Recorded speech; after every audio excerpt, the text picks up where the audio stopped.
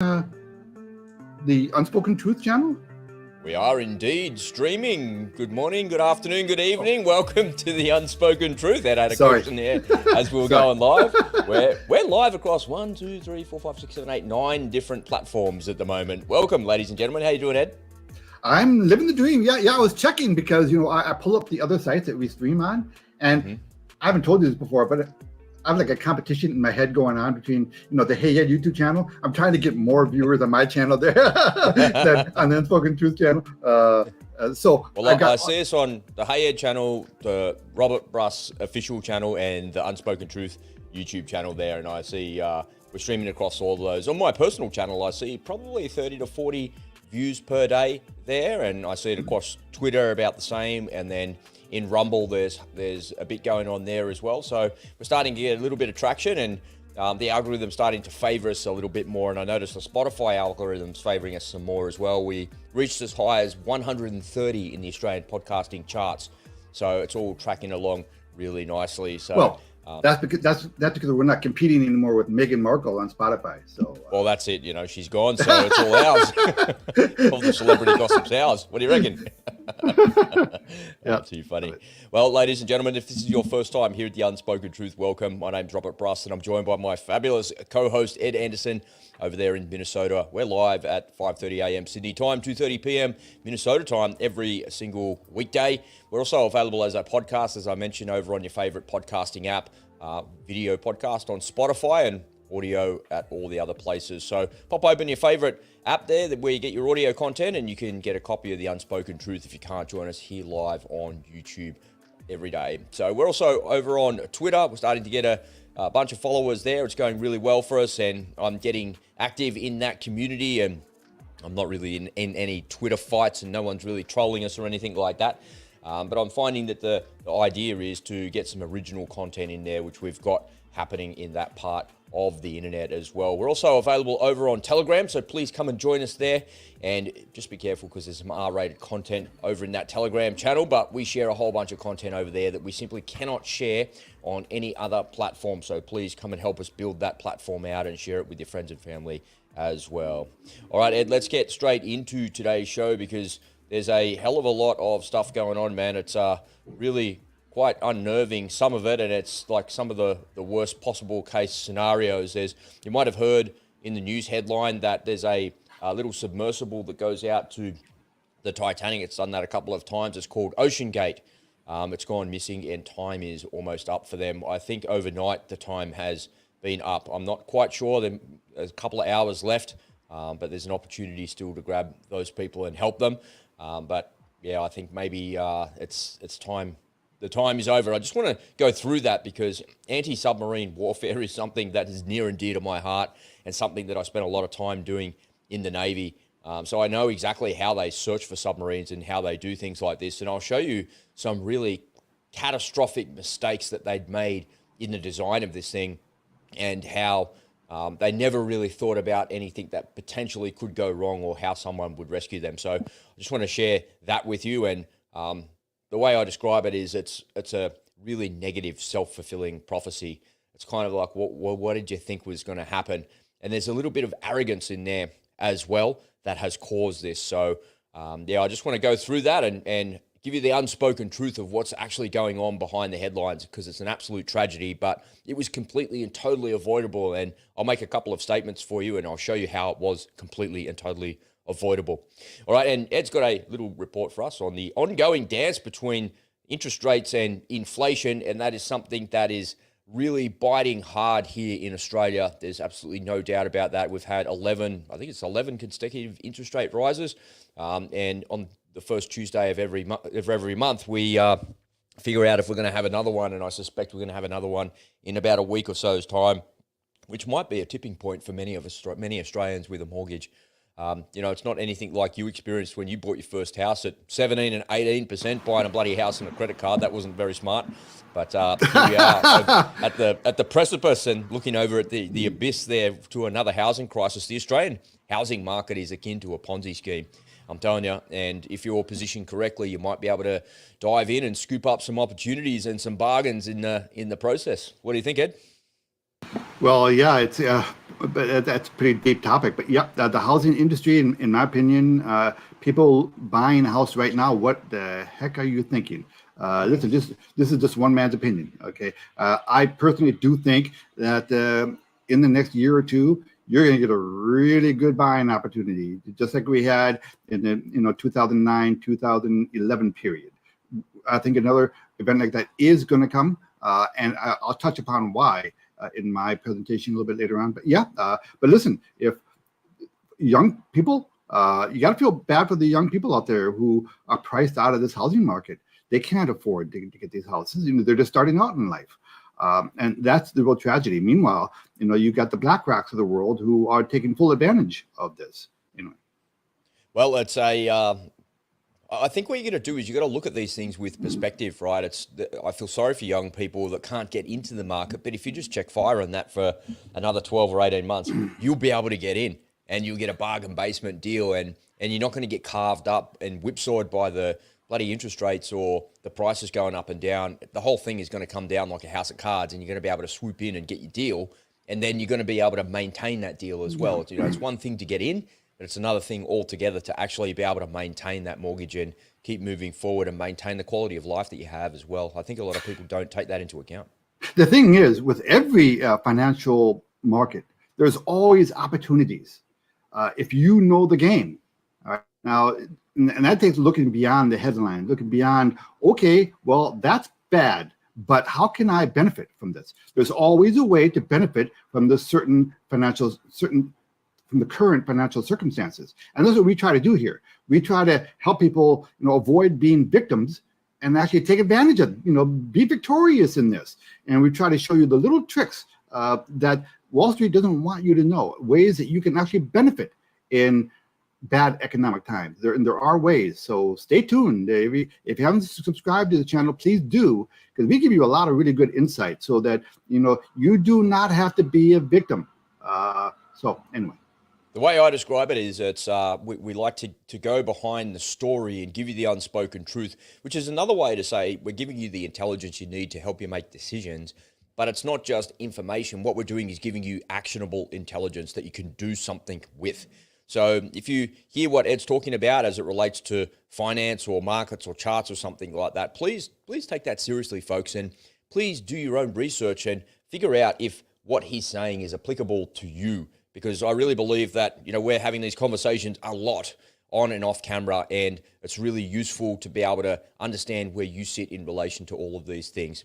If you're joining us live here on the show, thank you so much for tuning in. Why don't you drop a comment in there? Let us know where you're from. Let us know your thoughts and opinions on today's show, and we love to interact with everybody that's joining us here live on the show as well. And I just want to say thank you for your ongoing support. We've crossed over, I think it's like 260, 270 videos on the channel, something like that.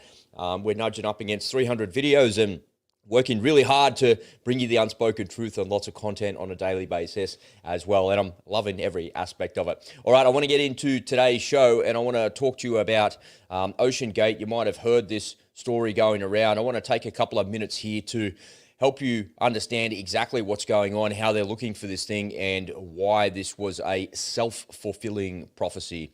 So OceanGate, if you don't know, let me just get rid of this here so you can see the pictures properly.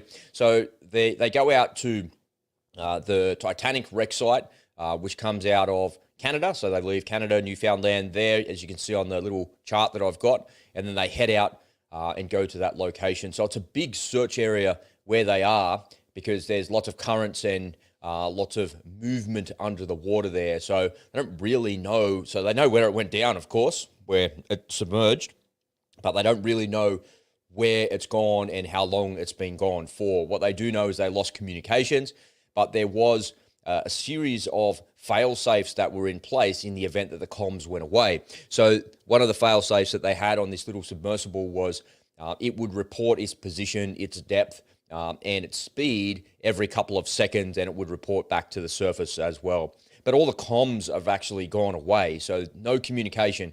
And that had been something that they'd trained for, but the communication piece had gone away for more time, like the time had elapsed. Okay, we haven't heard from a little while. Now we have to action our plan. We've done everything that we can to solve this problem, and to move forward. So when you look at what's actually happening, so I'm going to go through with how they actually search for it and what's happened. So the Canadian Air Force has been in there with their P3 Orion. So this is a picture of the P3 on the screen. This is literally 1950s and 1960s technology. So on the bottom of the aircraft here, just where my mouse is, just where the rear part of the wings are, you can see there's like a rectangle there, and there's a series of holes underneath the fuselage there. What that is where they drop sonar buoys. So this is an anti-submarine aircraft. So this is an aircraft that we would use in conjunction with helicopters, ships, and other assets to look for a submarine. And you'll notice in the back of the tail there's this big, long, pointy probe thing in the back of the tail. That's called a MAD, and MAD stands for Magnetic Anomaly Detector. So essentially what we do is we drop the sonar buoys in the water. The sonar buoys make noise. This is what it looks like in the water. So the P3 flies along and drops the sonar buoys in the water like that. And this is what a sonar buoy actually looks like. So this fella's loading the sonar buoys into a Seahawk. So it can be done from a helicopter or from a special fixed-wing aircraft. In the US Navy, we don't use P3 Orions anymore. I think they're still in service, I can't remember, but they switched that to a 737 version of the same thing. So all the latest gear, updated technology, and I'm sure that those aircraft are on station now as well because they can get there really quickly. So we drop the sonar buoys in the water, and in the tail of the airplane there, you've got the magnetic anomaly detector. Essentially, the sonar buoy is pinging in the water, like you would think of, a submarine movie, like ping, and then it's looking for the sound to reflect back off, and the MAD in the tail of the plane is picking up all of the sounds, and it's really sophisticated sensors. Essentially what we're doing is looking for a metal tube in the water. So there's a couple of design problems that will come up that you will see here, while that's making life really difficult for these people searching for them. So they've actually found some noises. So I'm going to play that for you. So you'll need to put your headphones into your ears to hear it because it's a bit faint, but this is the noises that they found.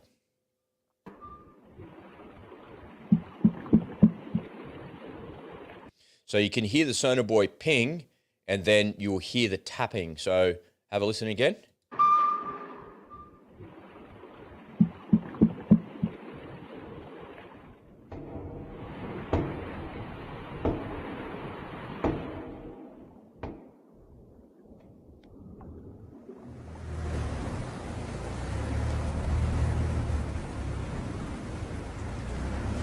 So it's quite difficult to hear, and when you're trying to do this stuff in real time, I've never had to listen to a headset in an airplane or a helicopter because I'm not an airborne crew, but listening on a warship is hard, right? I always remember just crushing my headphones against my ears trying to hear what's actually going on under the water, and you can hear all sorts of things. There's all sorts of ambient noise there, and you're looking at the sets to see what's going on. And if you've ever been in a doctor's surgery and you've looked at an ultrasound looks a lot like what sonar looks like, because ultrasound is using the liquid in your body so you can see like a baby or an injury or something like that inside of you. And so looking at a set like that looks like ultrasound. And I can remember, you would sit at a sonar and you'd have your hands over your ears and you'd close your eyes and you'd be listening, and then you look up at the console while you're listening to the noises to try and find whatever it is that you're looking for.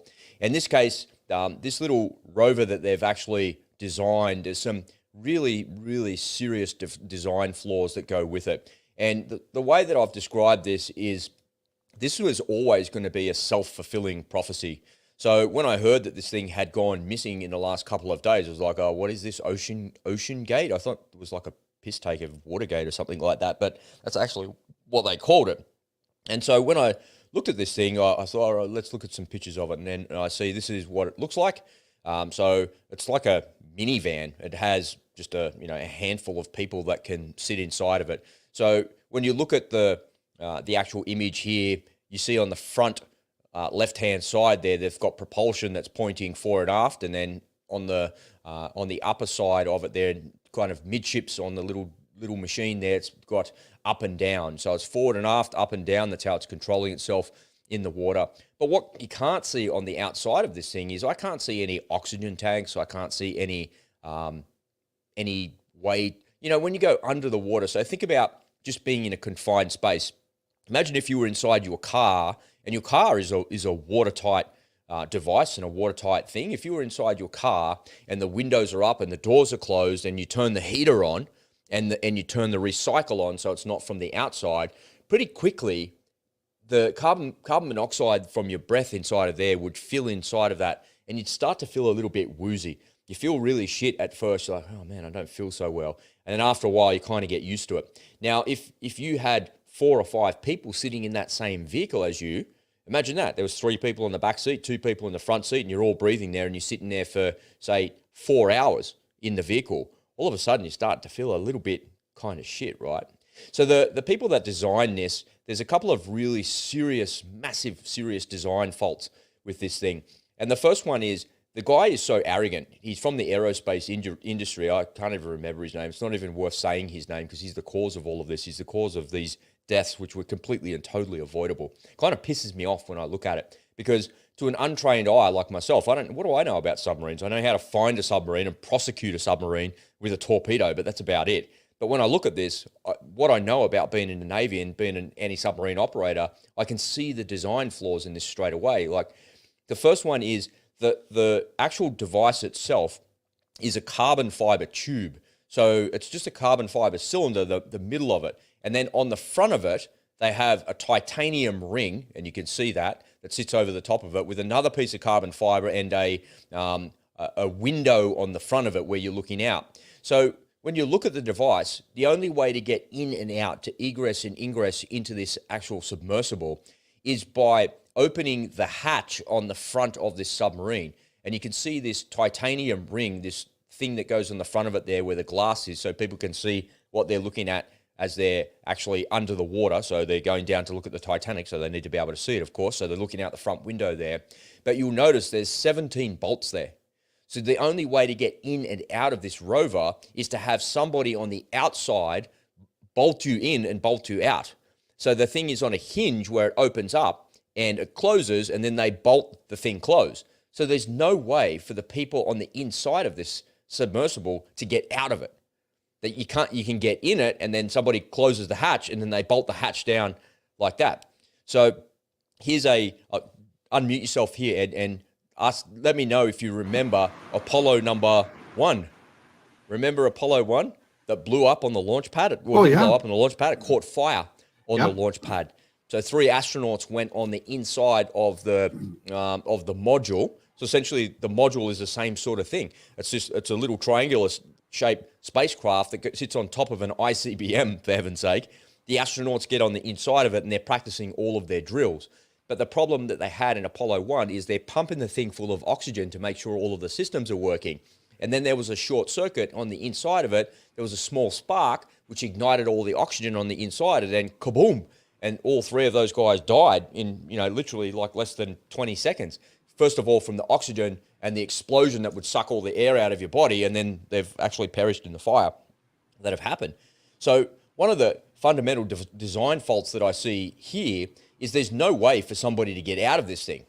And look, you couldn't get out of it anyway because you'd be crushed by the pressure at that depth. But if there was an opportunity for you to egress from the thing at lower depths, something 50 to 20 meters or something like that, then you want to be able to escape. There's no escape hatch. This is literally your death capsule when you go inside of it. Very, very serious in that respect. And then when we start talking about oxygen and air and mixed gases and everything like that, there's nothing that you can see externally from the side view there or the front view there that shows me that there's additional oxygen or ways to actually get rid of those gases. And the thing that really kind of pissed me off about this OceanGate thing and the arrogance of this dude, he goes, I don't want to employ anybody in my company that is a submariner that's a 50 or a 60-year-old guy. What I want to do is I want to employ young people so we can innovate to figure out actually how to do this. And I go, okay, cool, that's a really good idea in theory, but in practice, you need people that have worked on submarines to understand how to actually do things. Because when a submarine goes to sea after it's been in port or it's launching for the first time, it goes to sea and it doesn't go under the water. Then it goes under the water by a meter, then by 2 meters, 5 meters, 10 meters, 20 meters, 100 meters. Then there's a series of things that it actually does and things that actually happen as a result of it. It is just unbelievable what's going on with this. And then when you look really closely, so he's employed no people that have worked in the submarine industry. It's a collaboration that he's had with a whole bunch of younger people to design this, to come up with fresh ideas and to do different things. But he's also, I think it was some partnership with NASA or something like that. There's bits and pieces there that I saw in the periphery. I didn't look too deeply into it because it pissed me off because of what I was seeing. And then as I'm looking, this is how they control the thing. They're controlling it with a PlayStation controller.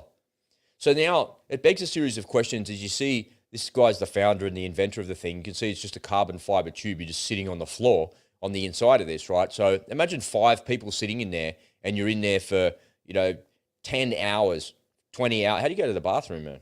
What happens, like, when I go down at depth, I'm getting, my body, the pressure is acting against my body as well, pushing all the gases out of my body. So what happens if I have to fart in there? What happens if I have to burp in there? There's all sorts of really bad things going on. How do I extract the CO2 from my exhaling of my breath? And how do you make sure that the oxygen is at the right level so people are not passing it? So many questions being asked in there, but when you look at the picture, it's just a solid tube in there. I mean, you can see a camera behind him, and you can see like a little thing behind him, but you can't see very much.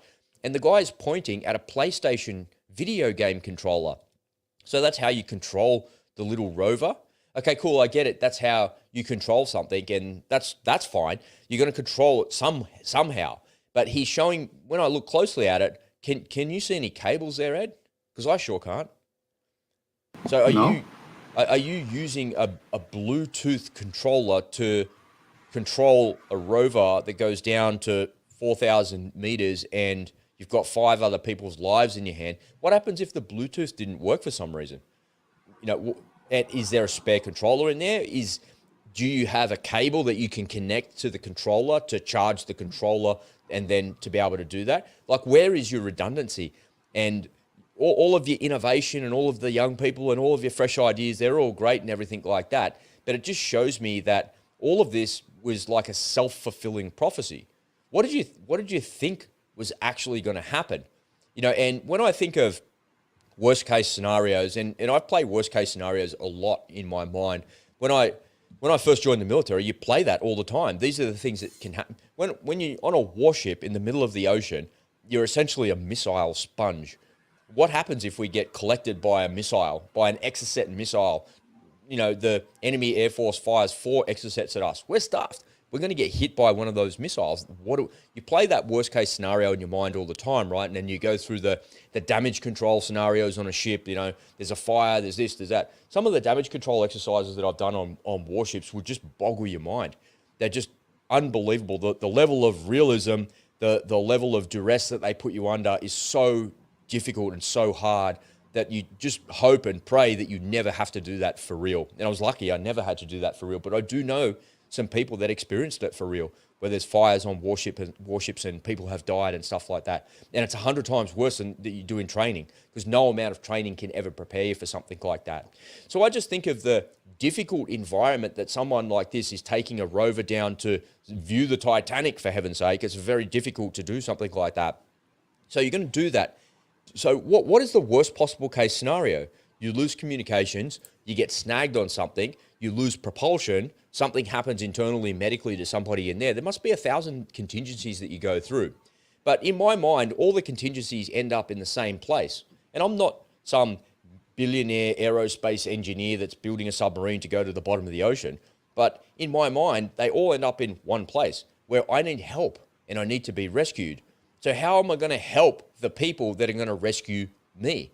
Because in the Navy, and anyone that's ever worked on a ship knows that you can't do anything by yourself. You're always doing something with other people. And in the worst case scenario, on a ship, you have damage control parties. So if something goes wrong, you might have been on a ship before and they say, you got to go to lifeboat number 63. And you make your way there, and then there's a bunch of people there. So the staff that are there are working that area. So likewise on a warship, the staff are working the area, the front end, the middle end, or the middle or the rear of the ship. And sometimes you have to come together as parties to actually work on a problem, on a flood or a fire or something like that.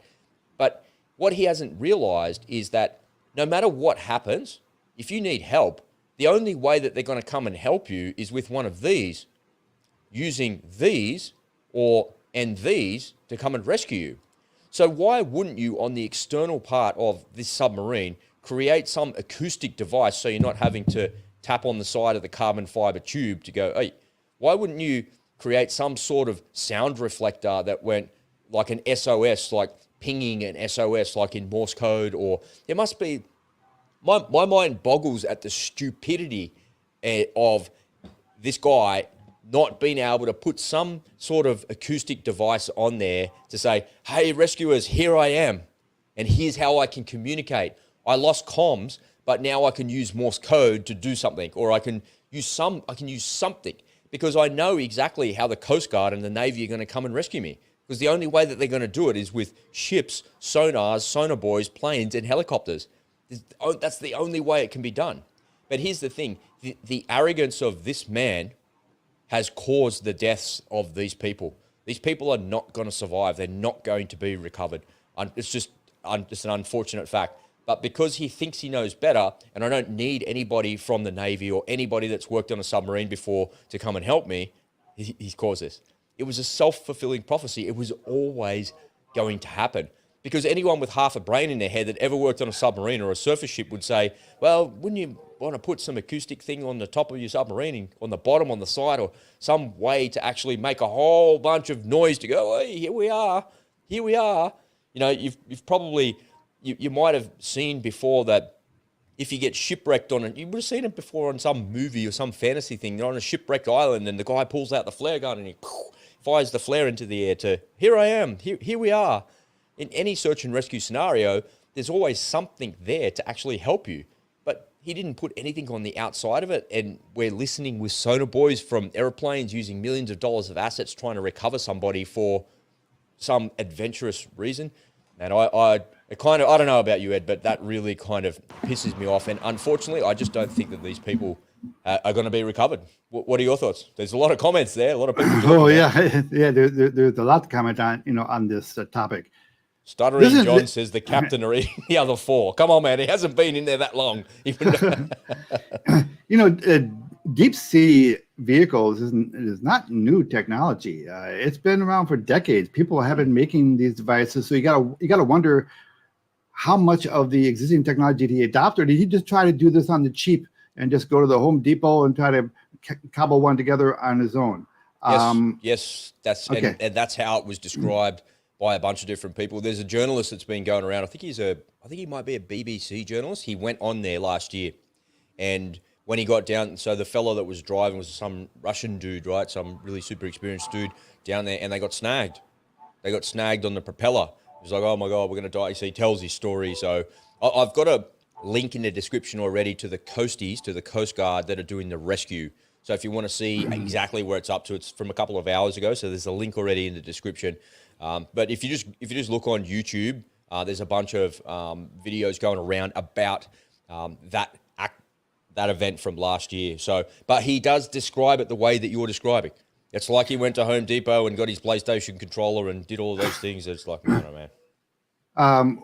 Okay, so you got to wonder what the sales video looks like, with these guys. Yeah. Yeah, this is it, and just how he put it together, his idea for doing it. Not to make light of the situation, but listen, I don't know. This has got to be international waters, I imagine, right, Rob? Is it? It definitely is, yeah. So okay. It's a long way offshore, and right. The American Coast Guard are there, the Canadians are there, and when something like this goes wrong, all the resources come to bear, of course. Well, that's right. Well, this is what I'm wondering. I mean, as far as outlawing this kind of thing, you would think that, if it were in your jurisdictional waters, you could say, listen, you're not going to go down, 5,000 plus feet without, a government approved vehicle. Something that's going to pass inspection. Maybe that's the way. Maybe their way around that was because it's international waters, so we can do whatever we want and we can get away with whatever we want. I got a lot of questions here. Now, just first thing comes to mind is there really that much demand to go down and see the Titanic? When this guy's looking for a business model, is there really that big of a, and how much do you charge? It can't be cheap. Here it is. It's $100,000 a person, right? So Jesse Back says there in the comments, and I think he sums up exactly what you're describing there, Ed. says they had radio comms on the initial one, but the CEO didn't like giving updates because he didn't want to be disturbed. So they changed it to a text-based system, which was the ping that I was talking about, right? Every couple of minutes or seconds or whatever it is, that they would send the position and the location of the actual thing. So what it says to me is, imagine if you're driving along in your little rover down at 2,000 meters, you're 2 kilometers under the ocean in the pitch dark, can't see anything, and there's people on the surface going, "Hey Rob, how you doing, man? Are you all right?" And I'll be like, "Yeah, man, I'm good." 5 minutes later, "Hey Rob, are you all right?" Like, why would that be annoying? I'd be like, can you message me every 5 minutes and just check on me, man? Because I don't know what's happening inside of here. If there's some hypoxia and I faint because of gases or whatever. But the guy is so arrogant, to your point, Ed, there's no rules or regulations because he's got so much money that he can do whatever the hell he wants. And that's why I'm saying this is a self-fulfilling prophecy. Like, there's never one thing that just goes wrong. Never. It's like a plane crash. We've all watched air crash investigation and gone, "Oh my God, I hope that never happens to me." But there's 20 things that go wrong in the lead up to this. And the biggest thing that's gone wrong here for me is that there's no emergency communication system. On a submarine, you do one of the things that people do when they go there, and I always thought this would have been a really cool thing to do as a submariner, and I considered doing the submariner thing for a little while, but back in my day, we had Oberon class submarines, which were decommissioned, and then we moved to Collins class submarines, and there wasn't that many of them, and then they were just plagued with all sorts of problems. And I remember thinking, I could go and be a submariner and do that. That'd be a really interesting job, and it would be a hell of a lot of fun. So what do you need to do? So I looked into it, and one of the things that they do is submarine escape training. So they put you in this special suit, this pressurized suit, and then you go outside so on top of the submarine, there's a hatch, the hatch opens, and then you go, and you get shot to the surface. Yeah, and the special suit stops you getting the bends, and there's a whole series of things that actually happen there. So straight up, even when you go scuba diving, for heaven's sake, I'm going 10 meters under the water, you have a thing in your pocket, well, I did at least, called a safety sausage. Yeah, and the safety sausage comes from some incidents that happened here in Australia where people would be diving on the Barrier Reef. They get out, and for whatever reason, they never counted the people back on board, and the boats had driven away, and people were stuck in the water. So it's very hard to see somebody in a little bit of swell, right? The swell's kind of going, even just in half a meter of swell, even if you've got a pair of binoculars, you just can't see anybody because the ship's going up and down or the boat's going up and down, and you can't see them. So a safety sausage is a piece of rubber, and all you do is you put your regulator in the bottom and it goes and it fills the safety sausage up, and it goes about 2 meters into the air, and you wave it around. Hey, here I am. So why didn't they have, the emergency communication system? He could have had like a lever, an electronic lever. Press the button and it sends, it doesn't even need to have a coil. It could just have something that comes to the surface and transmit and goes SOS, SOS, help, here we are. Just simple little devices like that already exist.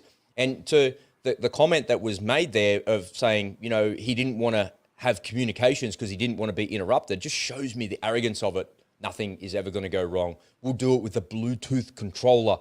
Oh my God, man. It's an absolute tragedy. When I was taking skydiving lessons, there was, you laugh. Yes, I don't say it. Don't make jokes when I'm drinking my coffee, man. It's going to end up all over the screen in the camera. I never told you this, but I actually did take skydiving lessons in high school.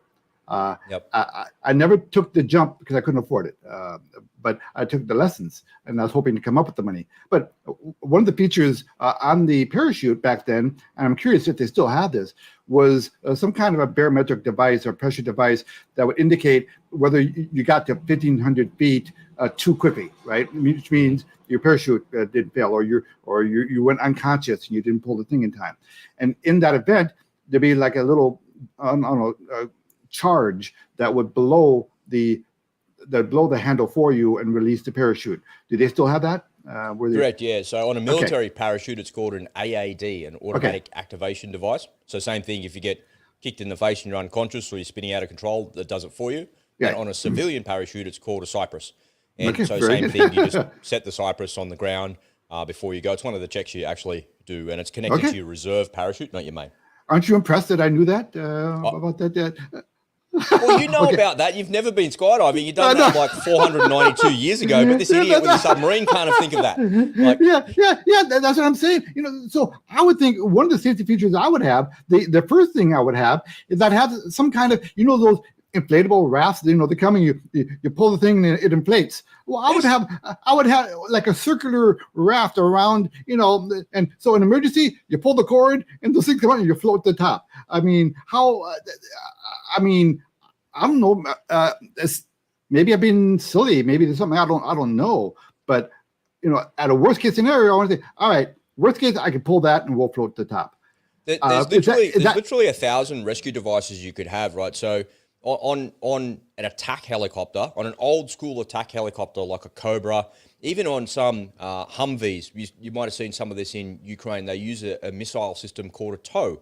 So TOW stands for tube launched, optically guided, optically fired, and wire guided. TOW, TOW. And so a TOW missile has a range of about 4 kilometers. So this guy is down 3,000, 4,000 meters. So a TOW missile is not very big. It's actually quite small. But inside of the tube is 4 kilometers of wire.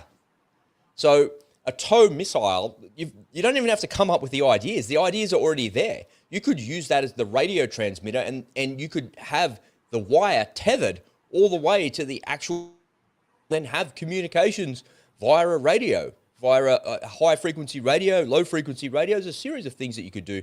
There's almost no excuse for this actually happening. And, bar it being eaten by a monster down the bottom there and taken by a giant octopus or something like that, or some sort of dinosaur, man, this was all completely avoidable, all of it. Well, they say that we know less about the deep seas, the deep levels of our ocean than we do about, the moon. So it's hostile territory. And when you get down to those levels, it's pitch black. You don't see anything without a powerful spotlight, to see anything. So I don't know what the hell. I'd be curious. What's the point? This guy's a billionaire and he wants to make easy money. There's got to be easier ways to make fast money than to try to. Well, that they would say it's about exploration and pushing the boundaries. And to your point, it's if you can get down there 4,000 meters below the depths, then you're breaking new ground and you're exploring. And that's not what this is about. This guy's going. This is a tourist event. All right, right? They weren't going down there to sample the ocean bottom. Besides, Tim Ballard, the guy who originally found the Titanic, they mapped that guy out. What? They just want to go down and take a look. These are just curiosity seekers. These are people who want bragging rights. These are rich people who want to say, "Yeah, I've been down there. I saw it."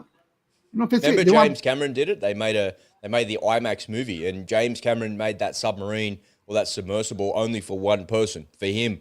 Yeah. He didn't risk anybody else. He spent gazillions of dollars doing that, went down there, made a movie about it, and did all those sorts of things. It's like, there it is. You saw it. That's kind of like, what else is there to see? Sure, it's an experience. Sure, it's an exploration. But is it worth your life?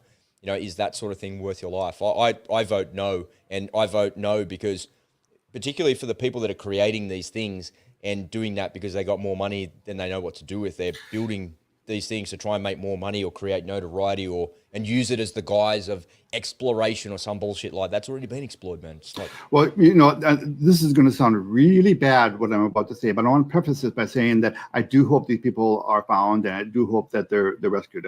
I don't want anybody to be killed in any venture. Having said that, listen, I think for things like this, there should be some kind of a waiver that people are required to sign saying, I understand that what I'm doing is really stupid, really dangerous, and there's a high chance that I'm going to die. And so I'm going to relinquish anybody's responsibility to come and get me and spend millions of dollars and put their lives at risk to come and get me. I'm doing this on my own volition. It's my decision. And all of you, the rest of you are off the hook. They should have to sign some kind of disclaimer like that, because the money that's being spent on this rescue event, and people who, if they, God forbid, if that's go down after them, they're putting their lives at risk. If a person builds a house on a mud hill in California on stilts, and that area has a history of wildfires and floods, you build your house on stilts against that. You do it at your own risk, man. I mean, at some point, people have to be accountable for their own decisions, and they shouldn't drag all the rest of us into their nightmare. And then there's something that just plain obvious. If a guy wants to take one of those extreme, skiing trips where a helicopter takes him to the top of a mountain, he jumps off the helicopter and skis down the thing, and then he creates an avalanche. He gets buried in the avalanche. He shouldn't expect everyone else to come and dig him out. He should know otherwise known as playing stupid games. You'll win stupid prizes, man. It is what it is. When I got back into skydiving a couple of years ago, I said to my son Travis, "Do you want to come with me?" Because he seemed like a bit of a thrill seeker. And he's like, "Yeah, I'll go. Yeah, all right, I'll come. Well, I'll pay for you. Let's go. Let's get our license together. We can go jumping on the weekends and do all that stuff together. Let's go." And he's like, "Yeah." And when it come down to it, I'm like, "I'm booking it for next weekend. Are you coming?" I'm actually a bit busy, Dad. And I said, "You're too busy this. Well, what make it the next weekend, or you want to do it during the week? What works for you?" No, I'm like permanently busy. And what I did before I actually booked it, I said to him, "I'm going to send you a series of videos, and I need you to watch it, and I need you to ring me after you've watched it." And what I did is I showed him all the things that could go wrong, and because what I didn't want him to do is to take his own life into his hands, and then something happens because he was unaware of it. And it's like skydiving is inherently pretty safe, but your equipment rarely fails, but it does fail, and it can fail. And I've had a couple of malfunctions and stuff goes wrong, but I wanted him to fully understand that. And I wasn't quite sure if he had the maturity to realize that he was putting his own life at risk. So after a series of malfunctions and people crumping in and getting hurt and getting broken and crashes and all that sort of stuff, he was like, "No, I don't think I want to do that." And then a couple of weeks later, he rocks around, "Hey, I'm coming around to come and visit you." "All right, no worries, I'll see you soon." Comes around on a motorbike. I'm like, "Dude, you're more likely to get nailed on a motorbike than you are like skydiving. What's wrong with you?" And he's like, "You always told me to get a motorbike, Dad. I've got one now." I said, "Well, you're going to come skydiving?" "No, I'm not doing that." I'm like, "What the fuck?" I don't know. What do you do? So this, I don't know. This is I got to tell you. So in my YouTube feed, when I saw these stories on this subject, it kind of didn't interest me a whole lot. When you think of all the people who are dying every day, horrific deaths from natural disasters or being murdered or whatever, and then these few entitled wealthy people, they want to take a joyride down the bottom of the sea, and they expect the world to stop and come and save them. I probably sound really, really bad right now coming off of it, but no, you don't. You're 100% right, and there's lots of people out there that think the same thing. And the reason I know that is, as I'm scrolling through my Twitter feed, I'm like, it shows there was someone put a picture of a submarine and a picture of a refugee boat that went missing just a couple of, I think it was like a week ago, but 300 people missing, silence. 5 people missing in a submarine on a Titanic. The whole world just blowing up. It's like, you know what? And the other thing, to your point as well, Ed, it's an absolute tragedy that these people have perished. And I don't know if they've perished yet, but I would say to you that they have, because even if they can find them, they don't know where they are, they're not going to be able to recover them. Just don't have the gear there in time to actually get them. I could be wrong, and hopefully I'm not. But the reality is, it's over, and that it didn't have to happen. It didn't have to be this way. And the arrogance of this person who invented this, and the arrogance to think that nothing was going to go wrong, is just unbelievable. And in a cursory glance of 1 hour's worth of research, looking at pictures and knowing what I know about stuff, it just didn't have to happen. It didn't have to be this way. And to your point, Ed, it's like then all of a sudden there's millions of dollars of assets coming out to try and fix you, and then people risking their lives to try and save you. It's like, really, should we have to? Yeah. Anyway, all life is important, I suppose, and we should do what we can to actually help these people. Yep. But play stupid games, man. Win stupid prizes. That's what it comes down to. All lives are important, and I hope you get that message to the next abortion doctor you see at the grocery store. All right, you shit stirrer. Let's take a little break, and Ed and I want to remind you that today's show is brought to you by you. In this crazy, uncertain world, we all need a way to protect and insulate ourselves from the outside forces that we simply cannot control. I'm a news junkie, and after a lifetime of constantly immersing myself in the darkness and the despair that engulfs the world, the path to shield myself and my family has become crystal clear. I want to invite you to come and join me in the Unspoken Truth community, where I'll show you how I protect my family from this crazy world. You'll get access to 3 masterclasses worth over $1,000, as well as our live events, training, and community of truthers just like you. Come on over to the unspokentruth.com.au and join us for just 50 cents a day. What are you waiting for? Get started now at the unspokentruth.com.au. All right, let's shift gears completely into something that affects all of us, not just 5 of us and a bunch of search and rescue people. There's been an ongoing dance and debate about interest rates and inflation there in the United States. The same thing is actually happening here in Australia as well. You know, it's the Reserve Bank. These people are just the most irresponsible people in the world. You see them in their fancy suits and their fancy press conferences and their fancy everything. But you know what they really are is they're criminals. Because the people at the Reserve Bank, here, let me give you the Aussie perspective, during COVID panicked. They panicked like the world was going to end. And they're just a bunch of weak-minded pussies is the way that I describe it. I couldn't help but see the Reserve Bank governor here in Australia going, well, remember, we thought that there was going to be 1 million people that were going to die in Australia and all this was going to happen. And I'm like, Henny Penny, the sky is not falling, dude. You know, you could have just took it nice and gentle, and slow and steady wins the race, and do that. But instead you panicked and you printed so much money and you caused this inflation, and you're trying to do that to head off some imaginary problem that doesn't yet exist. It's like the whole thing was just in their minds. They never allowed it to develop or to play out. And as a result of that, there's been 11 consecutive interest rate rises. So they go and they print all of this money in an attempt to actually help people and to save people, but really what they're doing is helping the government, and the government just wants to be re-elected. And then they inflict this pain by destroying the economy and then creating inflation on top of it, creating interest rates.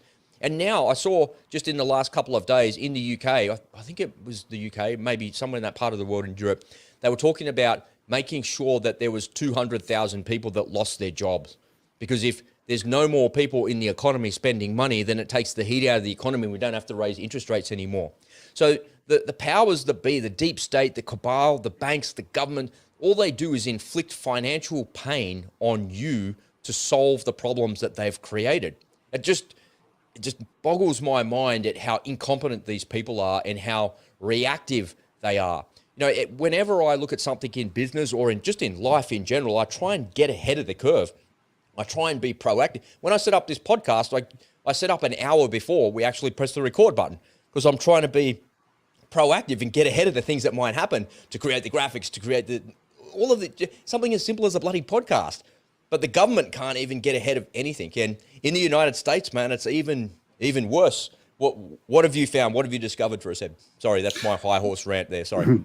That's all right. Go water your horse for a second, and I'll take over for you. Okay, well, now I don't have my usual pre-recorded presentation here, because I don't think I need it. This is a topic that I'm pretty familiar with, so I'm just going to talk to you guys, naked here, just without visual help.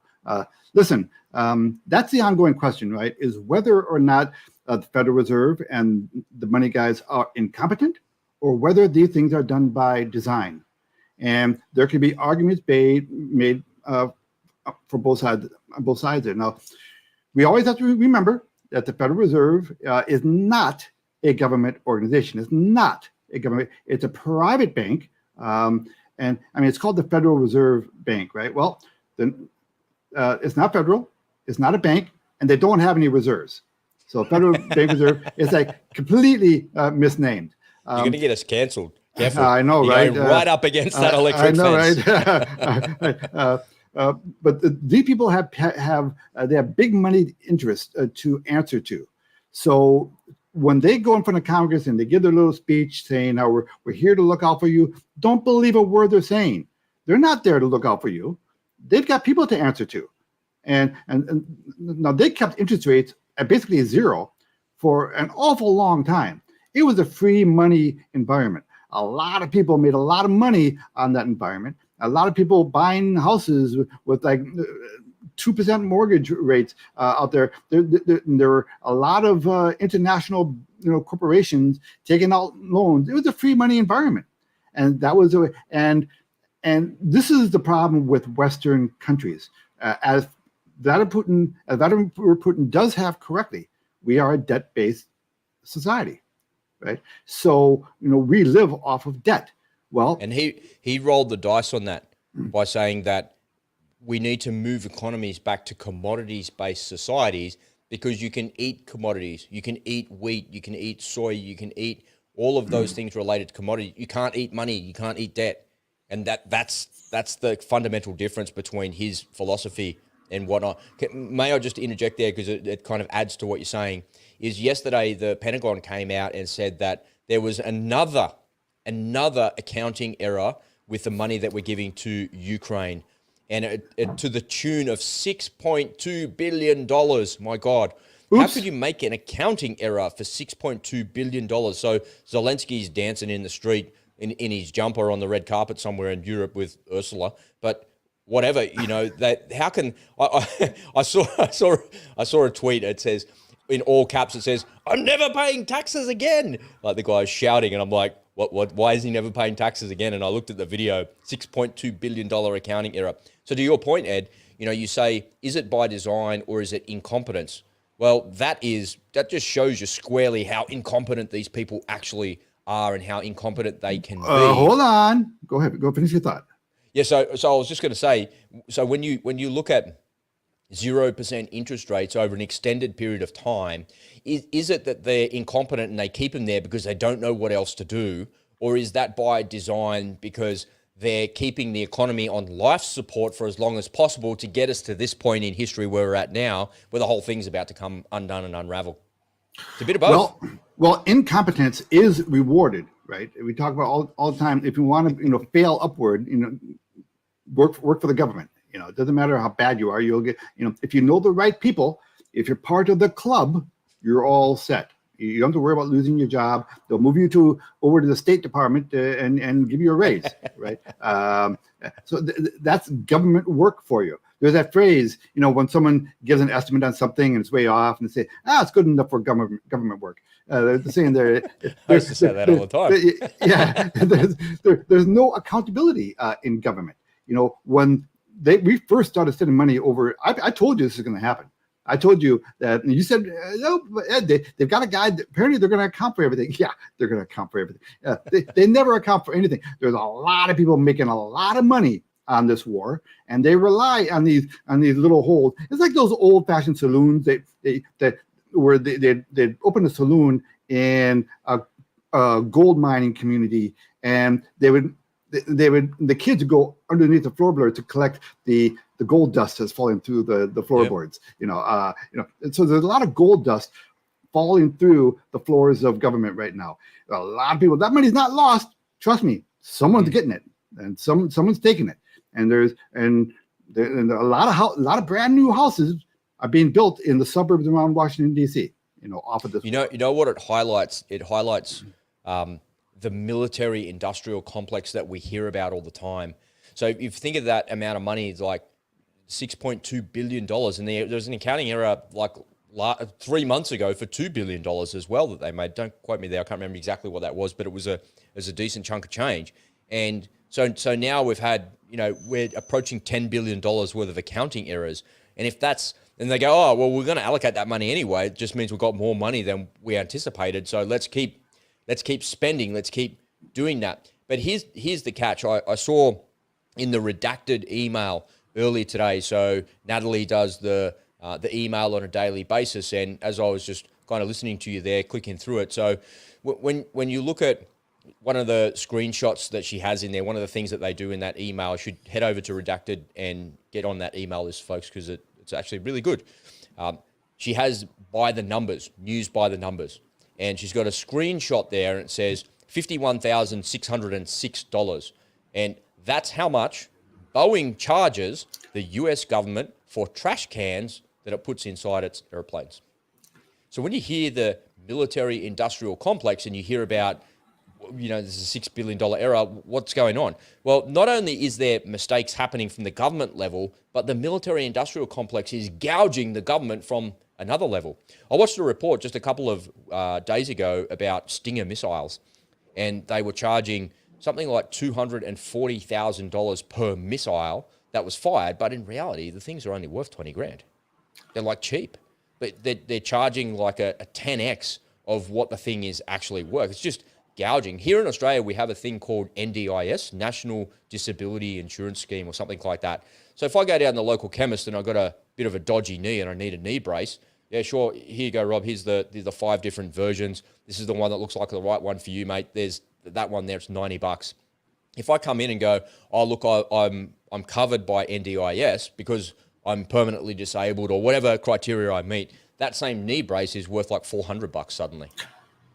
Same thing. It's just gouging, man. Gouging. So incompetence, gouging, corruption, and actual deliberate, as you say, deliberate conspiracies, deliberate plans, deliberate something. I don't know. I can't think of the word. Well, I don't think it's that much incompetence. I think it's mostly corruption.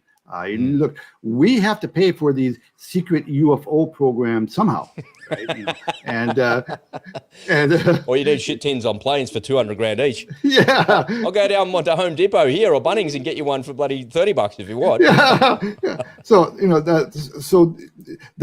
there are very greedy, corrupt people out there who look to make money off of the system, and they find ways to make money off of every little angle. So every little I don't know what would you call it, every little intersection of opportunity. Opportunity, right? Yeah. They're going to say, hey, they're not paying real close attention to how much money they're spending on their Exocet missiles. I bet we could find a way to get a piece of that. These people are always finding ways to game the system, and there's never any accountability because they're all in on it.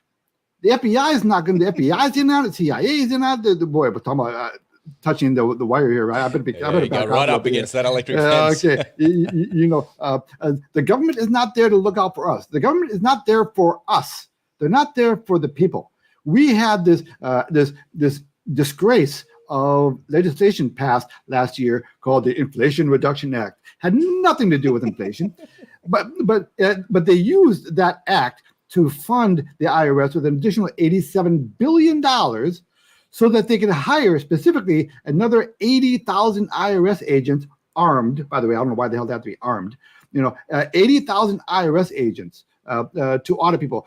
They say, oh, well, it's to go after the billionaires, make sure they're paying their fair share. I got news for you. We don't have that many billionaires.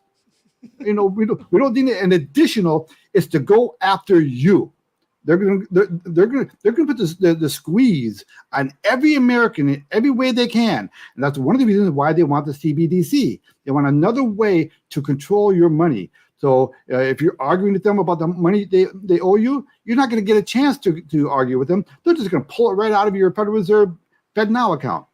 There's more arguing there. That's for sure. I've been. I mentioned a couple of times. I've been listening to this new audiobook called The Puppeteers. And I'm about halfway through it, and he does a really good job in the book. I can really only listen to it for about 40 minutes at a time because it's quite detailed. I actually need to buy the hard copy of it to get the actual, so you can kind of just read it and that's what he's trying to say. Because when you're listening to it, he goes a little bit too fast to cover off some of the things. But one of the methods that the Democratic Party have been using to actually fund their green projects has got to do with ESG. And the way that they do it with ESG is they enforce the laws with the SEC. Yeah, and some really smart person came up and said, look, in order for us to actually pass the legislation that we want, we need the funding. But if the Democrats are in power and the Republicans own the House, they own the purse strings, so there's no way that we can get the funding that we need to get this done. So when we talk about the dance of interest rates and inflation, and we're talking about how the Fed control this, they've put interest rates on hold for now because they're waiting for the economy to catch up and all of this bullshit, right? So you hear all of that and you think all of that is just a complete ruse.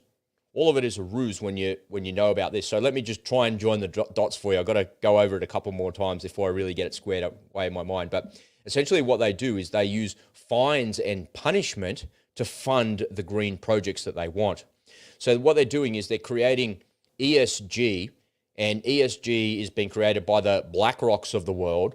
But what government is actually doing, the gatekeepers in your state governments are the treasury departments. And the treasury departments, the people who is the treasurer of a given state, has a fiduciary responsibility to make sure that they're as responsible as possible to actually get things done. And so what's happening is these people are pushing back against ESG by saying, we don't want to invest in these green projects because if I do that, it's not making any money. If the price of oil goes up, then what I need to do is to buy oil futures today when the price is low, and the price goes up, then I make money I have a fiduciary responsibility to make money on behalf of whomever I'm managing that money for, whether that's a state, that's shareholders, that's, an index fund, whatever it might be. And the state treasurers are pushing back against this ESG stuff. But the federal government are using SEC, and they're using, you guys in America have got a consumer protection agency. And they're going away and creating huge fines for these companies, and they're taking that money to fund the projects that they want to fund. So they don't have to go to Congress to get the funding released. They're using the mechanisms of fines to the tunes of hundreds of millions of dollars to fund the projects that they want to fund. Yep. And the whole thing, everything that you see on the front end that you're seeing there is a ruse to distract you from what they're really doing over here. And the people that are stopping it are the treasurers at the state level, which is actually a really good story, right? They're the heroes of the story and preventing it from happening. But one of the problems that they face is there's been a couple of states in America that have completely dismissed BlackRock. Get out. We've completely divested our state money from you, so we're not going to allow you to say that we have to invest into ESG projects which don't actually work. Then all of a sudden the SEC and the other consumer protection authorities come on over, and they're now fining the states. The states have to pay the money they have to pay their fines because they're not doing what they need to do, and the Fed gets to actually go and fund whatever bullshit green project they want to fund. It's like this whole thing is just a big giant circle jerk is the way to describe it. And it came from Obama. Obama started that because he owned the presidency, but the Republicans owned the House. And then when Trump came in, he got rid of it all. And the first day that Biden got back into office, he's like, nah, bring that back straight away. Yeah, the SEC is a shakedown operation. That's what it's primarily. That's primarily what it is. When he describes it in that book, man, he really does a good job describing how bad that actually is. Yeah, we talked about that a couple of shows ago. And I did a video on it. And the entire government, if you think about it, is a shakedown operation. They want to keep track. They want your bank to report any deposit over $600 to the IRS. Now that's in aggregate during the year. So during the year, if you deposit more than $600, they want your bank to report it to the IRS, and then it's up to you to justify where that money came from. Oh, I've been saving it up. I got it on my coin jar over the course. Yeah, prove it. You have to prove that it's not income. This is what they're doing. To the point of the gentleman you mentioned earlier about, I'm not going to pay taxes anymore. I joked with you about this on a few different occasions. Listen, the modern monetary theory, which the liberals love to adopt, is that we can just print more money. What's the big deal? We'll just print more money. That is. Well, you can't anymore. You can't print any more money. It's not working anymore. See, that's just it. You can until you can get away with it for a while, but at some point you're going to be paying, and that's what we're coming up against. We're all going to be paying the piper, and we cannot. This is unsustainable. The money printing that we've done is unsustainable now. Something has to give. because right now we cannot afford the interest rates anymore, the interest payments on the debt that we've accumulated, and it's just going to get worse over the next like 2 months, when all the previous debt that we had issued at 1% and 2%, now we got to refinance them at 5% or 6%. It's going to blow up. I don't know why this is not getting more headline coverage. Well, why did Jerome Powell then say, okay, no more interest rates rises for the time being? Okay, this is the game, right? Remember, he's got Wall Street that he wants to placate, right? And this is why I predicted that they're not going to raise interest rates that much. For the Federal Reserve to fight interest rate responsibly, and they've got to get the real rate of return over interest rates, which means they really have to get it around the 9 or 10 or 12% level. We're nowhere near that. And the process of getting to that level where they have a chance of bringing inflation down to 2%, which is their target level, the market we will see a Great Depression. We'll see the market sell off like you would not believe. Okay, so this is the dance that I've been talking about, right? They painted themselves into the corner. Now the process of raising rates is to make our lives more difficult. That's a whole point behind an interest rate rising environment. They need you to stop spending money. They need you to stop taking out loans. They need you to stop. So they got to make your life more expensive to live. So that's what this is all about. They are purposely trying to impoverish you. This is by design. That's what this is. And if they're going to get a handle on control, that actually is what they should be doing, if that is their objective. But that process of getting inflation under control is a painful one. They have to, by definition, make our lives as miserable as possible to get us to stop spending money, because that's how you get inflation under control. Okay. So he said he's not going to raise interest rates anymore. That's it for the time being. Is it miserable enough for people? Or is that the dance between that's the dance and Wall Street? That's the dance, right? And now Wall Street is always a forward-looking mechanism. It doesn't care what's going on right now. It wants to try to predict what's happening 6 months from now. So even though the Federal Reserve is not lowering rates right now, they're trying to read the tea leaves. Say, well, they're starting to give us clues. Now, the Federal Reserve they word their statements very, very carefully, because they know every word is going to be parsed by Wall Street. And so Wall Street tries to say, ooh, well, that means that they're going to pause, but they're going to stop raising rates because they think things are under control. So we think that in the third quarter, 3 quarters from now, they're going to start lowering rates. This is what Wall Street does. So this is far in advance. You're talking about a year in advance. Yeah. So the current news for Wall Street is old news. They're all trying to figure out. They're all trying to be the first one to figure out what the future is, and they're playing these games trying to parse the little words that come out of the Federal Reserve. And so, on the one hand, so if they were to keep money policy, loose, current or going down, we will see hyperinflation. Things will get out of control because people are going to start. If it stays where it is that what you're saying? So if it stays where it is, because all the damage that's been done, that's not going to do the trick. They've got to make up their mind which way they want to go. If they lower rates, that's going to create hyperinflation, because people are going to go back to their old ways of spending money, right?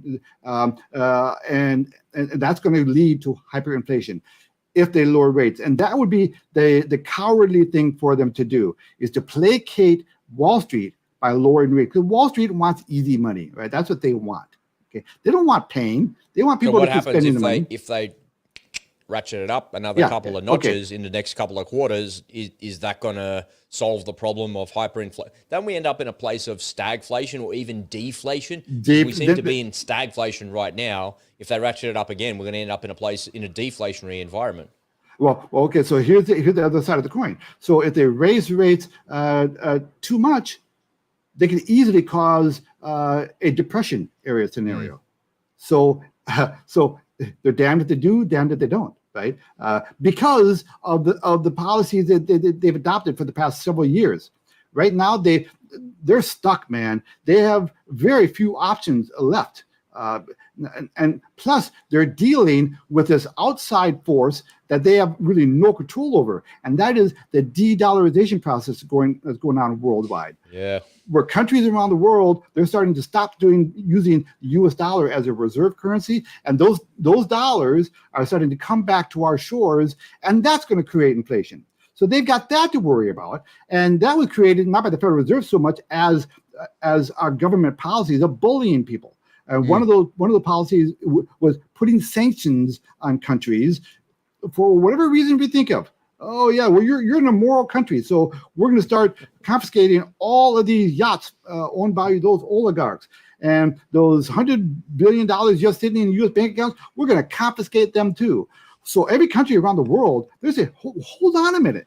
If I get on the wrong side of the U.S. government for whatever random reason, they could take my money.